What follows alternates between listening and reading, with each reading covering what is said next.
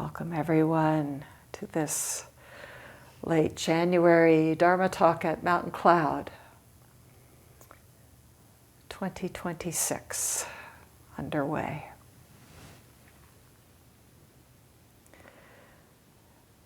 I've been sharing some bits and pieces from this Earth Awareness teacher training that I'm having the gift, the privilege of doing for these 9 months with another 120 or so teachers from all around. Mostly mindfulness, Vipassana, MBSR teachers, open-hearted people who've been practicing and exploring what it is to be human and what really is this world that we've just been chanting about.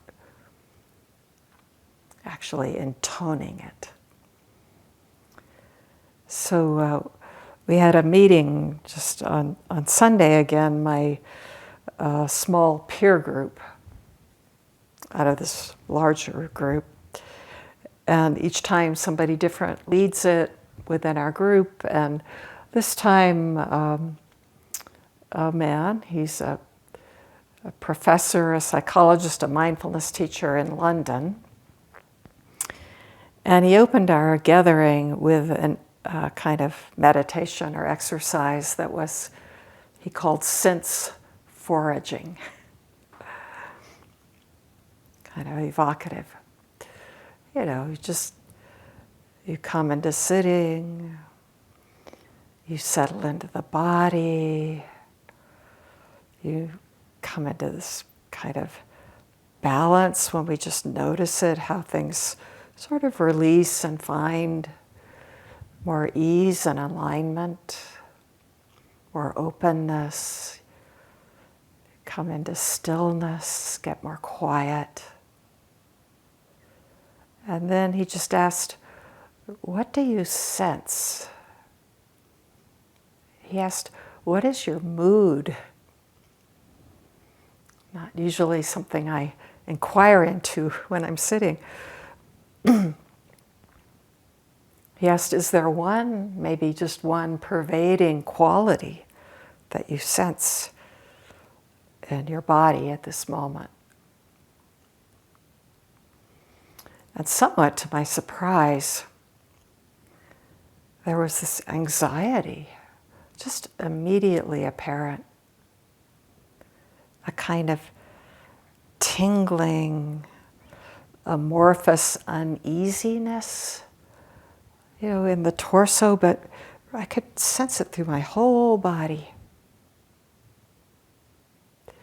And then he guided us through the exercise of sort of checking in, attuning to all of our senses, just one by one, just a few moments, every sense gate. And as it unfolded, these few minutes together,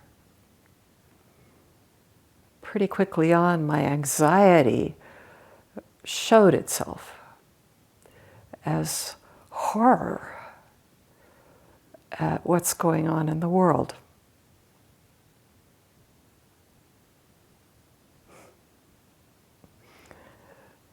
I'm going to talk tonight about a master who lived, as many did, in a very horrifying time in terms of human well-being. But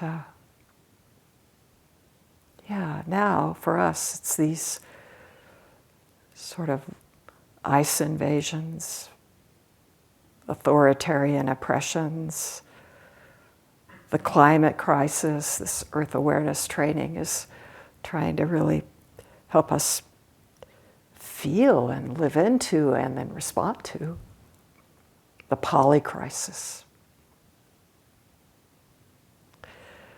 And then just a few minutes into this guided meditation, that sense of horror just kind of turned to sadness. And the sadness slowly melted into the bodiliness of allowing and of silence.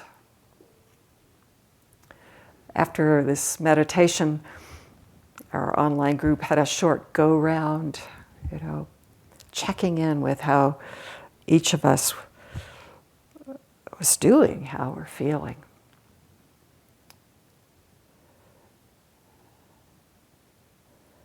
And it seemed like every single person in the group had some kind of experience of this anxiety, and at the same time holding that together,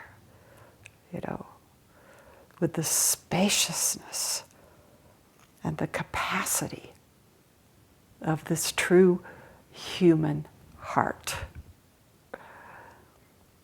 One person in our group used the phrase, invincible joy. Scott talked about that just a couple of weeks ago in a talk on every day is a good day. Right in the midst of this, somehow, there's this all-pervading, unconditional joy. So we're being trained, to hold this, and at the same time being held by it. The exercise brought up for me a line by this really esteemed, beloved 6th century Chinese lay master Fu Daishi, who said, "With empty hands, I take hold of the plow."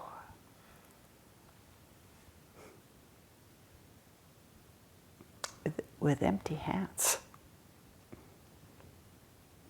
right here in the midst. So early this morning, I was trying to come up with a description for this talk, a title description. It always feels kind of late, but happy to do it. And the sentence that came to mind was, this talk begins with the question of how to embody the freedom and ease of Zen's empty hands while being fully attuned to the cries of the world, including the cries of our own heart. Actually, our sitting is the question and the response.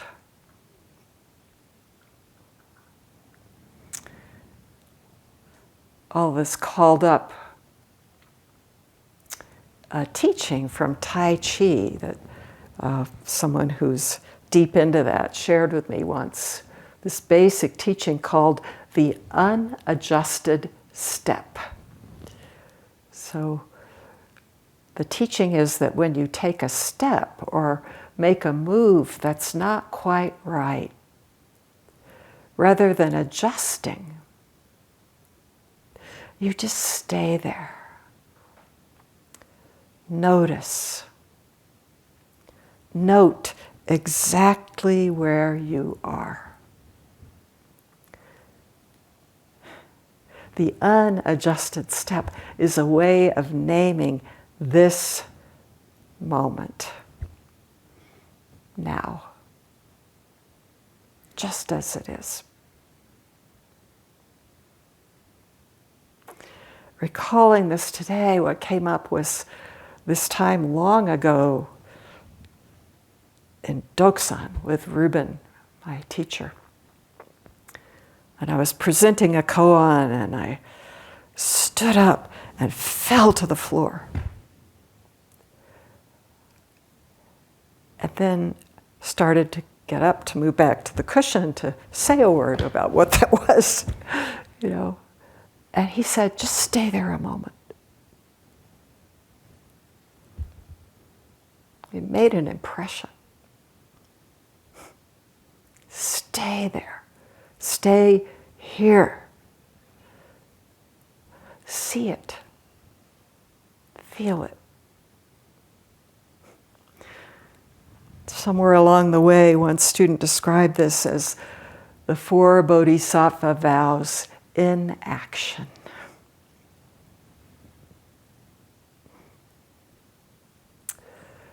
We are living in a desperately divided country,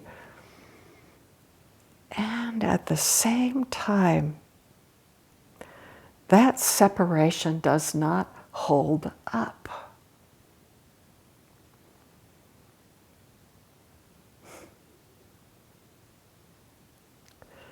I make these sort of lists in my mind, violence, fear-mongering, racism, sexism, all the isms, every person and system that's fomenting it. And each one is another name for me.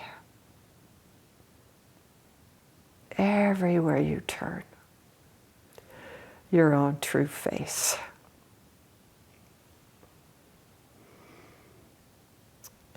One of the great sutras, pretty well known, the Vimalakirti Sutra, puts this so clearly. Vimalakirti, a deeply enlightened lay practitioner and contemporary of the Buddha, they were like these pillars. And Vimalakirti is ill. In a dialogue with the Bodhisattva Manjushri, this Bodhisattva of great wisdom, Vimalakirti says in the sutra, I am sick because the whole world is sick. If everyone's illness were healed, mine would be too. Why? Because bodhisattvas come into this world of birth and death for the sake of all beings. And part of being in this world of birth and death is getting sick. When everyone is liberated from illness, I will be too.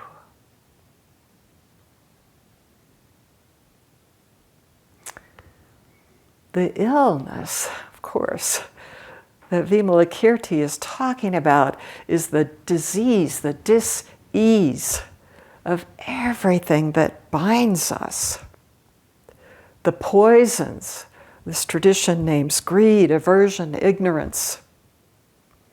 The hindrances that we know so well in this practice.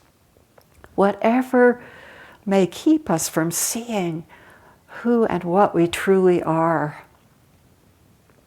Whatever prevents us from letting our hearts be broken open, all the way open. From this coming home, this homecoming, to the empty, infinite freedom and compassion that actually is our native ground. Somehow we know it. Open to love as love, love with no opposite. Because all living beings are sick. I am sick.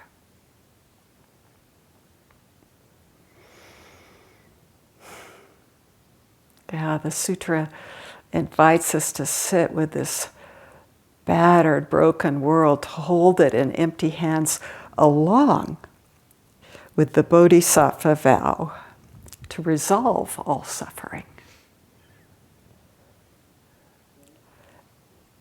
And this particular sutra, at least for me, at least today, brings to mind a koan. Actually, it brought to mind several, and I had to pick. This one is from the Hekiganroku, or Blue Cliff record. It's case 3 which also shows up in another collection, the Book of Equanimity, or Shoyoroku there. It's case 36, and they're identical. So here's the case. They come with an instruction or introduction and a verse, and I'm just going to hone in on the case. It's called Master Ba is Unwell.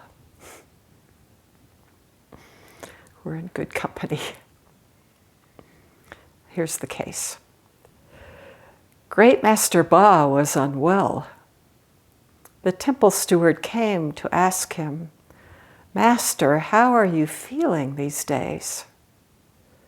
Great Master Ba said, Sun-faced Buddha, moon-faced Buddha. That's it. So this great Master Ba, or Baso, or Mazu in Chinese, 8th century Dharma grandson of the 6th Chinese ancestor, Eno or Huineng. After Huineng, Baso is the most, you could say, famous, influential of the early Chinese Chan masters.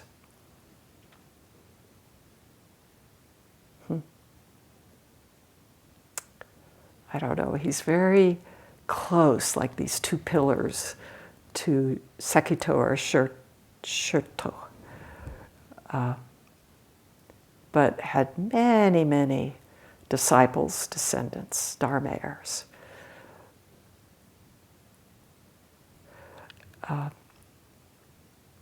There's a story about Baso, just to have a sense of him, that Huineng predicted to Nangaku, Baso's immediate teacher.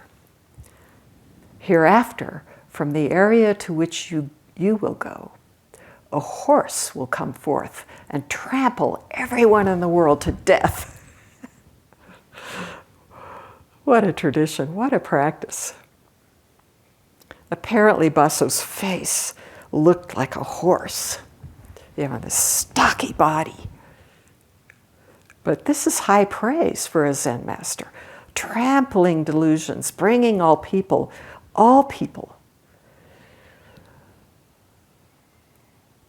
anyone who would make this turn to the life-giving death of that small self, that I, that thinks it's separate, that thinks it's central, like some kind of mechanism with gears that organizes our relationship to the world as in, out, self, other. Such a relief to see that go. There are a number of koans with Baso, and each of them is sort of like an atomic kernel. So here he's unwell, Some translations say he's seriously ill. And this temple steward comes to ask, how are you feeling? How are you these days? Sun-faced Buddha, moon-faced Buddha. It's thought to be, widely thought to be, Baso's last teaching. He's not just sick, he's on his deathbed. The tradition holds that he died the next day, or soon thereafter. And this head monk, this temple steward, it's a big monastery. Baso is a thriving master with all these monks. And maybe it's been a few days since he's come to check. How are you now, Master? So you can imagine Baso's voice may have been weak, but his response conveys the whole of the matter.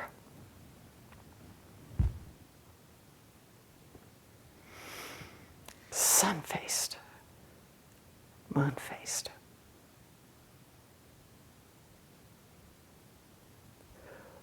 Well, we know there's just one Buddha. Just one face. But this phrase, actually, that he says, it may have been some sort of pat saying in Baso's time, like something like saying, how are you, Master? Well, so. Or this and that. I mean, if so, what a final teaching from this powerful, articulate master.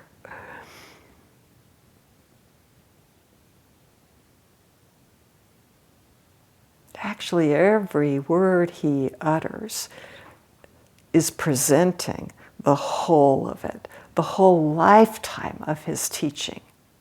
This whole one entirety, this one transparency. Sun-faced Buddha, moon-faced Buddha. There he is. Living, dying. There's a sutra called Buddha's Names, or Butsu Myoko, that lists the names of 1,000 Buddhas, or in some versions the count is even higher. And 202nd, at least in the version I read, 202nd on the list is the moon-faced Buddha. And number 858 is the sun-faced Buddha. This sun-faced Buddha that has a lifetime, a lifespan of 1,800 years, like almost 2 millennia. And the moon-faced Buddha lives for 24 hours, one day, one night. Eons of time. Gone in a flash. That's not just how Master Ba is feeling. That's what he is. That's what this is. Sun-faced Buddha, moon-faced Buddha, and nothing excluded. I've mentioned this lately, just following and savoring the poetry and the life of Andrea Gibson, and who got a cancer diagnosis and had about 4 years to live. And in the last year of that whole journey, Andrea said, "There's more time in a moment than in a decade."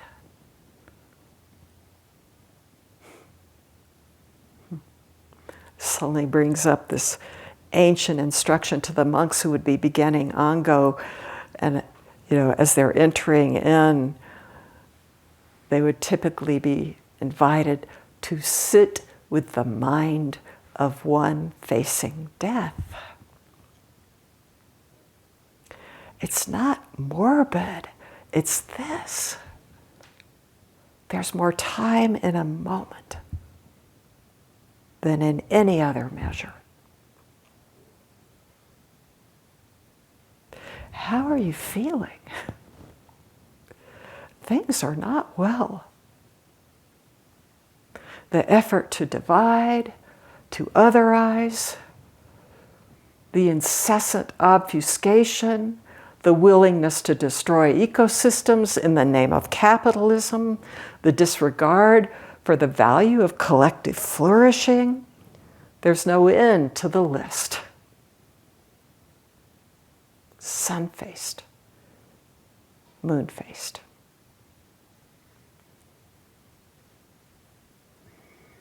You know, it's possible to hear Baso's response because of our conditioning, I think, as a kind of dyad or dualism.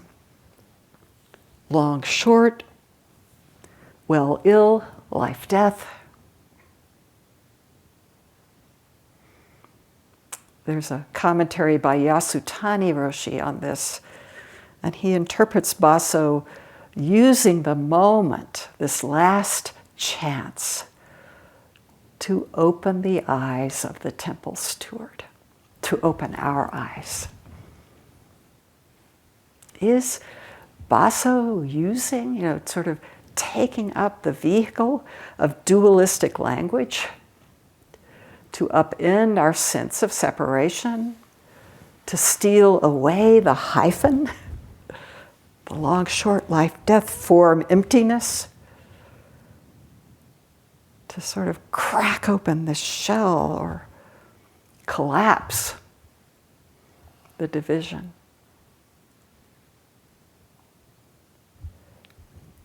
Sit with this koan and the authenticity and immediacy of Baso's teaching just strikes home. Like Vimalakirti. Baso's a monk living in a very tumultuous, turbulent time. And yet, somehow we get this total allegiance to this world. This frail, all too human and absolutely indivisible world. This not to world.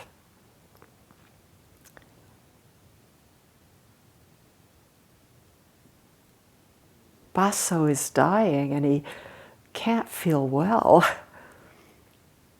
And at the same time, his response just cuts through all time, includes all time, past, future, long, short, life, death. Now.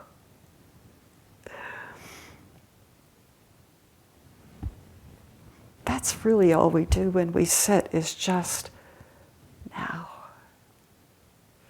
And even though I feel the sort of nuance between our Zen practice and my mindfulness colleagues in this earth awareness practice, there's one thing in common, this coming into the body with all of its frailties. The body can only be here, now.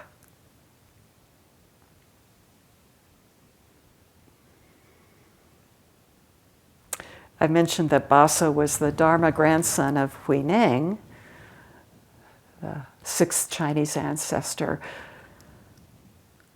And Huineng's line just flows into what became the Soto school. Master Seigan was Huineng's most famous Dharma heir, and Seigan's foremost student. You don't need to remember all this, but there's just this image of a root system or a tree. His student Sekito or Shurto, this other remarkable master, and sort of these two, Baso and Sekito, or Mazu and Shurto, the lines just came down through these pillars. One day, Seigan asked Sekito to deliver a letter to Nangako, the teacher of Baso. They met, and before handing over the letter, Sekito asks, "What is it when one does not revere the saints, nor place importance on yourself?" When all these distinctions are gone, self with a capital S, I think, here. This true self. And Nangaku says, your question is too lofty. I think the reason this came up is because it's this response Sekito comes back with that both of Scott and I have talked about it from time to time, where he says, even if I fall into everlasting hell, I do not strive for the liberation and salvation of all Buddhas and saints. Even if I fall as far away as you can into this sea of suffering, I'm not going to cry out for help. Somehow he's able to say, it's okay.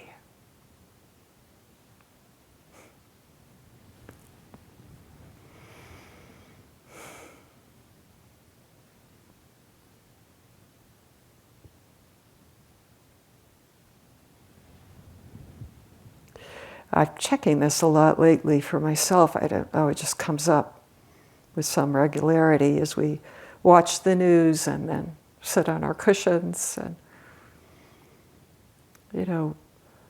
could I really see the freedom and compassion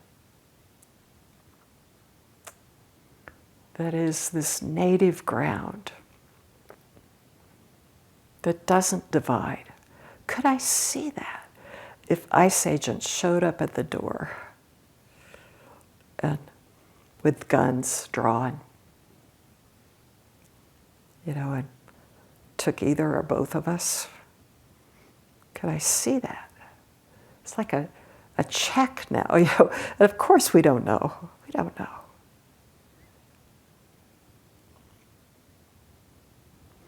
So this Sekito, this sort of other pillar with Baso, he wrote the celebrated verse, the Song of the Grass Hut Hermitage. And it ends with this line. If you want to know the undying person in the hut, this freedom, ease, compassion, this one life, death, that undying person. This one. If you want to know the undying person in the hut, don't separate from this skin bag here and now.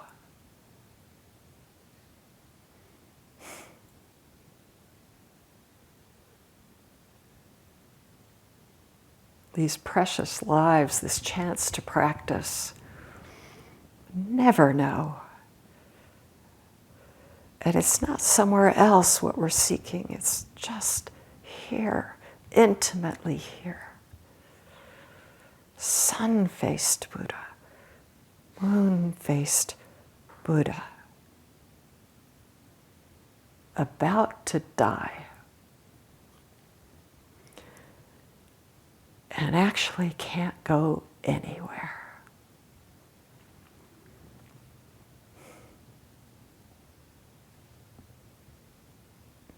Yeah, there's an earlier teaching where a monk asked Baso, what is the essential meaning of Buddhism? Could be translated differently, of the true fact of who you really are. And Baso says, what is the meaning of this moment?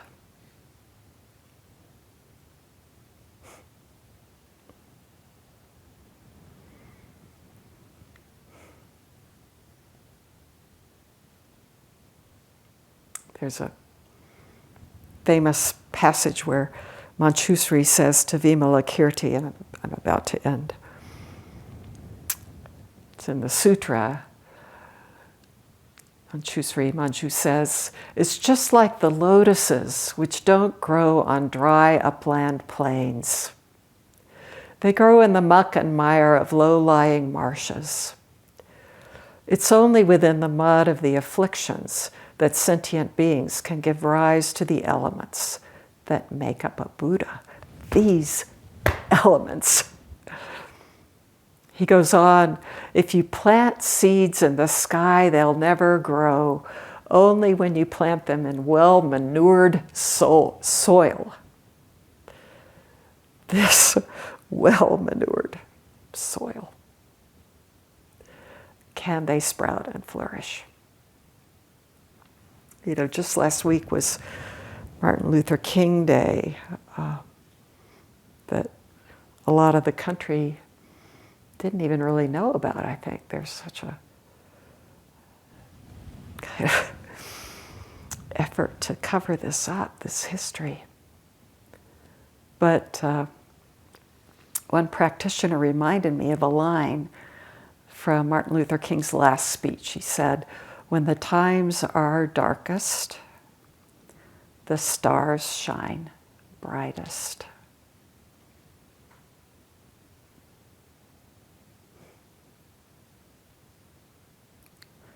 Just one shining, holding it all with empty hands.